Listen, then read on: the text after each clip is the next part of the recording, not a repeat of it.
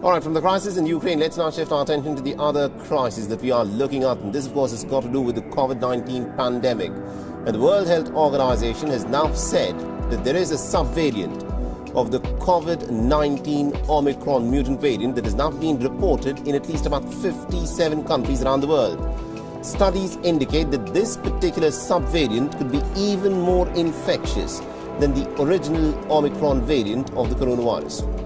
Everyone's life has come to a standstill, and we see a dramatic change in every sphere of life due to the COVID-19 pandemic. Somehow we started to recover from huge losses caused by the pandemic, but again it seemed that with the return of the Omicron variant, classified as the variant of concern by the World Health Organization, the world might again have to face greater economic crisis. In this video, we have an insight into the impact of Omicron on the world economy and concerns shown by various experts, especially Janet Yellen, about the same. Hello and welcome to our channel, Economic Stories. Don't forget to subscribe to our channel and don't forget to press the bell icon so that you don't miss out on any of the interesting and informative content. On the 31st of December 2019, the COVID-19 virus slowly started spreading from Wuhan, China initially, and then viciously crept to all parts of the world, causing huge loss of life and damaging the economy to a major extent. Initially, everyone was taken by surprise and the world was puzzled by the rapid spread of the virus and the way it was affecting one and all. Several lockdowns were imposed to curb the spread, which pushed our economy almost a decade back.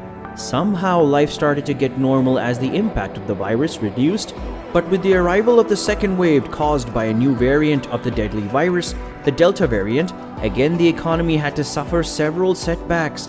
And now the third wave has already knocked on our doors and everyone is puzzled about the impact that it will cause and the severity of the new Omicron variant. Various economists around the world are doubtful about the impact of this long-lasting crisis on the economy, as we are already experiencing inflations as seen never before in the recent years. It has already crippled various sectors all over the world like hotels, tourism, travels. With the cancellation of flights, they are even going through severe losses. Janet Louise Yellen is an American economist and educator. She's a member of President Joe Biden's cabinet, and she's the first woman to head the U.S. Treasury Department and the Federal Reserve. She's the first person in history to head both of these groups and the White House Council of Economic Advisors. Yellen is also the Eugene E. and Catherine M. Trefethen Professor Emeritus at Business Administration at the Haas School of Business. In one of her interviews given to the New York Times almost 10 months back, Janet anticipated the havoc caused by the pandemic in the world economy and showed concern over the impact caused, especially to lower-income people, for minorities and minority businesses and small businesses. But in a recent interview, she expressed concern and uncertainty about the impact of the new variant in the world economy. She said that the impact of the highly contagious virus, Omicron, which was detected in South Africa, is currently under review, and economists are patiently waiting to get a clearer picture.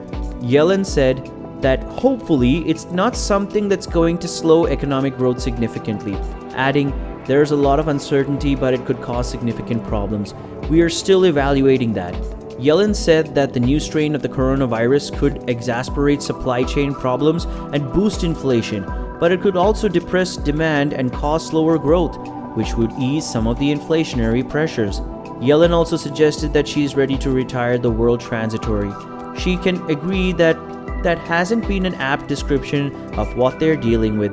She emphasized that the word transitory is quite misleading and confusing, as the virus is expected to stay for a longer time, and its long-term existence cannot be neglected. She blamed the surging prices mainly on supply chain issues and a mismatch between supply and demand. She further added that the $1.9 trillion American Rescue Plan passed by Congress helped a lot in getting vulnerable Americans through the pandemic and giving them stability. She informed that President Joe Biden's administration is working closely with the private sector to curb undue increases in prices. Yellen also said efforts are being made to accelerate the loading of containers at ports and to encourage the domestic production of semiconductors. She was not at all in favor of the tariffs imposed by Trump on imported goods from China and strongly believed that lowering these tariffs through a revived exclusion process but might not be a game changer as more efforts and strategies are required to curb the adverse effects of a pandemic on the economy. She even showed concern in adopting digital currency, as the federal government is planning to do in the near future. It is influenced by China and other countries that have realized their digital currencies. She opined that the pros and cons of such a move would be well calculated and studied before taking any steps, as everyone around is already suffering from a huge economic crisis. She expressed her concern about the negative effects of digital currency on the banking system. She said the federal bank should keep a close eye on rising wages to avoid the kind of damaging and long-lasting wage price spiral seen in the 1970s. Yellen said that it was up to the US federal bank to decide what to do about interest rates, but noted that a strong US economy, which would likely prompt rate hikes, is generally a good thing for the rest of the world. She finally stated that over the summer it looked promising, as though with increased vaccinations and booster shots, life was returning towards normal. She further added, now the new variant, the Omicron variant, the pandemic would be with us for quite some time. Hopefully not completely stifling economic activity, but affecting our behavior in ways that contribute to inflation.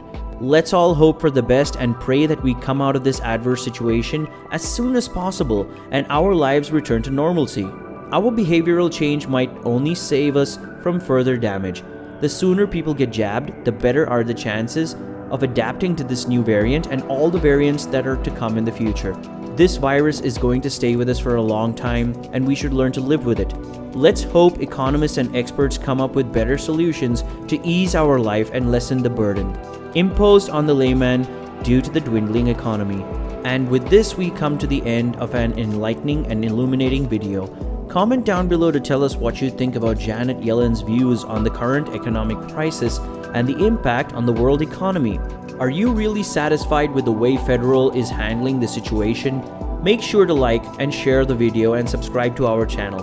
We will be bringing you more amazing videos. Make sure to press the bell icon so that you don't miss out on any of our awesome content. See you soon with other awesome content. Take care.